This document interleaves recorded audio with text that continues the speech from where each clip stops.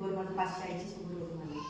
आणि तसं बघायला गेलं तर म्हणजे एका बाजूचं हात पाय आणि सतत नाकात एका साईडने म्हणजे ओलावाच राहायचं, असं आतमध्ये सर्दीसारखं राहायचं, बाहेर यायचंच नाही ते.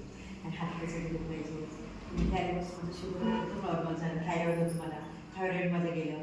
आणि जशी पहिली माझी एनर्जी होती त्याच्यापेक्षा मला म्हणजे खूप चांगलं वाटतंय.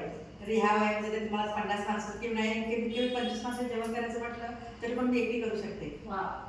माझी वय आता 59 आहे. तरी पण मी ज्या कॉन्फिडन्स राहते त्या आताच्या मुली काहीच राहते. आता मी सकाळी 6:45 वाजता उठून रोज चालायला जाते. चालून येऊन नंतर आता आंघोळ करून इकडे येते. परत इकडे जाऊन पुन्हा घरी स्वयंपाक पाणी बाका नातू आहे, त्याला सांभाळायचं, दिवसभर काम करायचं. तर संध्याकाळी थोडंसं राहून लागते.